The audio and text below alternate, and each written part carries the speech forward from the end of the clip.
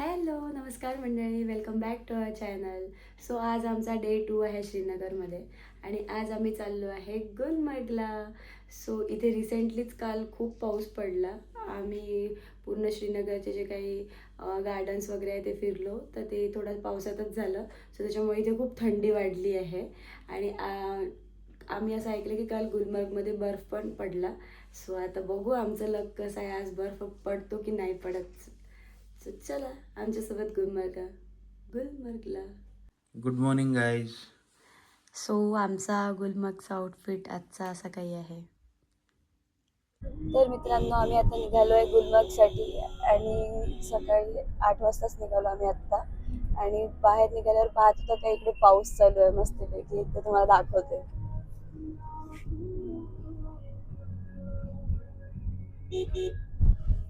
So hope so आज गुलमर्गमध्ये आम्हाला बर्फ भेटला पाहिजे. काय म्हणते अजिंक्य, भेटला पाहिजे की नाही?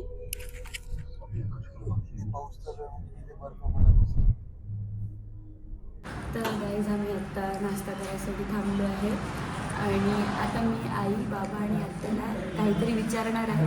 तर त्यांना ते आठवते का बघू आपण. आई, बाबा, आज 29 एप्रिल आहे, काय आहे माहिती आहे का? 29 एप्रिलच आहे आज.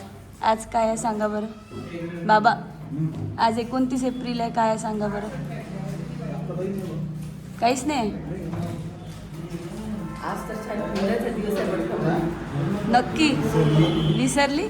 अजिंक्य सांग काय आज? एंगेजमेंट. अच्छा, अरे बापरे. आज आमची 3rd एंगेजमेंट ॲनिव्हर्सरी आहे. आठवलं बाबा? शुभेच्छा तुम्हाला तिसऱ्या एंगेजमेंटच्या. धन्यवाद. त्यांना त्यांचंच नाही. आणि आज वैष्णवच्या लग्नाला वाटलं. हो का? अरे हो, त्याची आणि बरोबर आहे. हो, तो भेटेल आता. सो काही आमची आज एंगेजमेंट ॲनिव्हर्सरी आहे. Ajinkya, happy engagement anniversary. Same to same to. मला पण कालपर्यंत लक्षात होतं, आज मी सकाळी विसरली होती. अजिंक्यने मला आज पहिले विश केलं की आज आपली एंगेजमेंट ॲनिव्हर्सरी.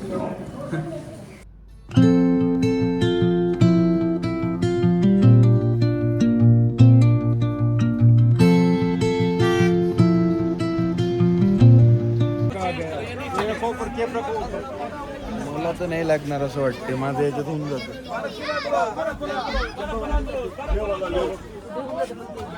गाडी ते चला आम्ही काय पळून चाललो का? पैसे देतो ना आल्यावर.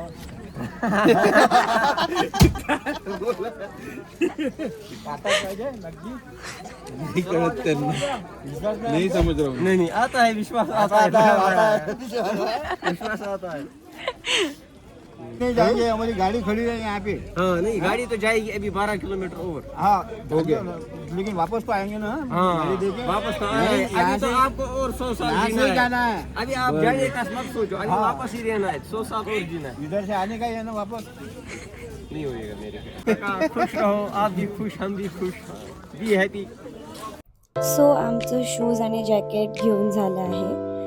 इथे तुम्हाला एक गोष्ट मी सांगते की अजिंक्यसारखं जर का तुमचं जॅकेट असेल तर तुम्हाला जॅकेट घ्यायची काहीच गरज नाही आहे. सो तुम्ही प्लीज घेऊ नका. आमच्या जो नॉर्मल स्वेटर होते म्हणून आम्ही जॅकेट्स घेतले आणि शूज तर इम्पॉर्टंट आहेच.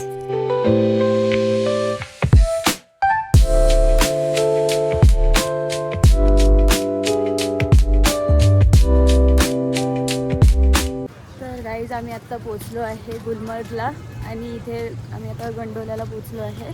लाईन खूप कमी आहे. आम्हाला वाटलं की लाईन खूप जास्त असेल म्हणून. हे बघा,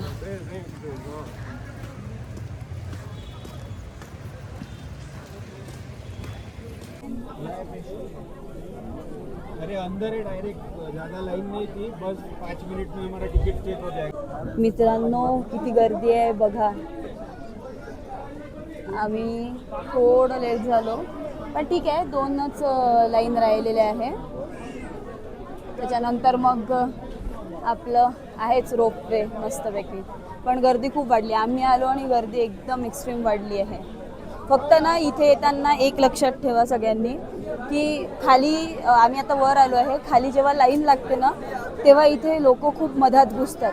सो तुम्ही थोडंसं बघूनच पुढे पुढेच चला, कारण की मध्ये घुसले ना की ते निघतच नाही. म्हणजे अनएज्युकेटेड लोक आहे एकदम, त्याच्यामुळे कोणाला मध्ये घुसू नका देऊ, कारण की तुमचा नंबर लेट लागेल.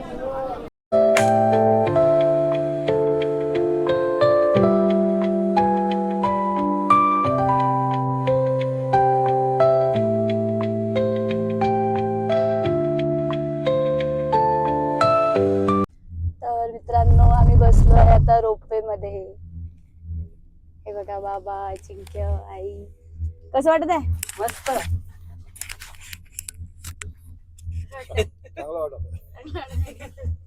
पहिल्यांदा बसताय का रोपवे मध्ये? हो. अरे वा, बढी आहे. आत्या? मी दुसऱ्यांदा अरे वा वा वा, बढिया बढिया. दुसऱ्यांदा पहिल्यांदा कुठे बसली? मनसा देवी. मी पण माउंट आबूला बसते. आपणही दुसऱ्यांदा बसत आहे. मी पण माउंट आबूला आपण आपण इकडे जयपूरला बसलो. देवीला. नाही, मी तिसऱ्यांदा. तर मित्रांनो आम्ही आता गंडोला केबल कार मध्ये बसलो आहे आणि आता आम्ही चाललो आहे फेज 2 ला.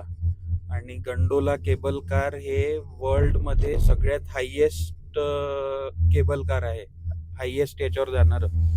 आणि याचं आम्ही तिकीट ऑनलाईनच केलं होतं, तर तुम्ही पण ऑनलाईनच प्रिफर करा. त्याच्यामुळे लाईनमध्ये जास्त वेळ उभं राहायची गरज नाही तुम्हाला. आणि ऑनलाईनची लाईन वेगळी असते, ऑफलाईनची लाईन वेगळी असते. तर आमचं ऑनलाईनचं असल्यामुळे आमचं 15-20 मिनिटामध्ये झालं. आज रश पण नव्हती जास्त. तर फेज 1 आहे तरी 10,000 फीटवर आणि फेज 2 आहे 14,000 फीटवर.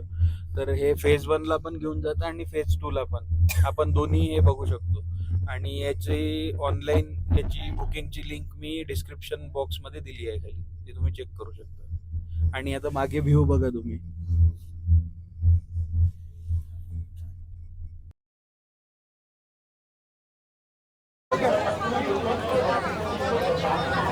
गाईज कशी घुसतात मध्ये. लाईन में बघा गाईज कसे मधात घुसतात सगळेजण. एवढे लाईन इथून उभे आहे, इथून ही पूर्ण लाईन अशी पूर्ण अशी आहे आणि वरती, आणि अजून वरती 4-5 लाईन आहे आणि मधात घुसत आहे.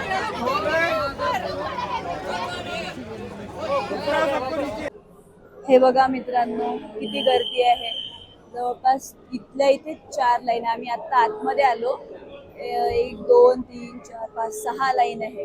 म्हणून मगाशी तुम्ही बघितलं असेल की किती लोक मध्ये घुसत होते आणि सगळे लोक त्यांच्यावर ओरडत होते. त्याच्यासाठीच किंवा आतमध्ये बघा किती लाईन होती आणि बाहेर बघा किती लाईन होती.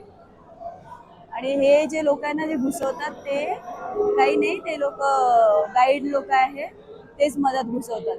खूप गर्दी आहे यार, खूप भयंकर गर्दी आहे. जवळपास आम्हाला 1 तास होतोय आता उभं राहून लाईन मध्ये. कठीण आहे. मी तर सजेस्ट करेल सगळ्यांना की तुम्ही लवकर या. आम्हाला आज थोडा उशीर झाला यायला म्हणून, नाही तर तुम्ही लवकर येऊ शकता. म्हणजे लवकर आले तर तुम्हाला एवढी लाईन तरी नाही मिळणार.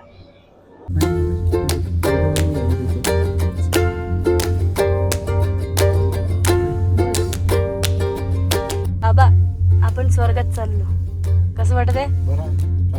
जिवंतपणे आपल्याला स्वर्ग पाहायला भेटत आहे. अरे वा. आत्या कसं वाटत आहे स्वर्ग? छान, एकदम छान.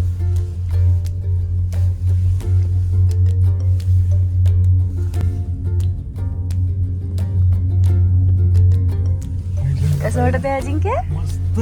पहिल्यांदा पाहिला मी एवढा बर्फ. बापरे, तुम्ही पाहिला ते एकदम वरूनच पाहिला बर्फ, आता डायरेक्ट उंचावरून. नाही तर आम्ही फ्रीज मधून पाहतो बर्फ.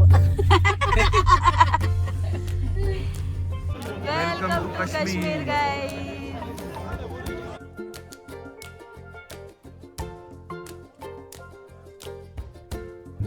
तर मित्रांनो आम्ही आता खाली चाललो आहे. आमचं मस्त बर्फात खेळून आणि फोटोशूट करून झालं. खूप स्लिपरी होतं तिथे म्हणून मी काय जास्त शूट नाही केलं, पण तुम्ही हा व्ह्यू एन्जॉय करा. सो आमची गाडी आम्हाला घ्यायला आली होती आणि आम्ही आता निघालो आहे हॉटेल करता. समोर बघा किती सुंदर बर्फाचे पहाड दिसतात. तर मित्रांनो आम्ही इथे वैष्णो धाब्यावर जेवण करायला आलो होतो. सो जेवण करून मी बाहेर निघाली तर मला भजनाचा आवाज आला, म्हणून मी बाजूला बघायला आली तर एक सुंदर मंदिर दिसलं. म्हणून मी आत गेली तर खूप छान भजन सुरू होतं. ते भजन ऐकून खूप मस्त वाटत होतं यार. सो तुम्ही हे भजन एन्जॉय करा आणि तुम्हाला माझा जर ब्लॉग आवडला असेल तर माझ्या व्हिडिओला लाईक करा, शेअर करा आणि चॅनलवरती नवीन असेल तर सबस्क्राईब करा. तोपर्यंत बाय.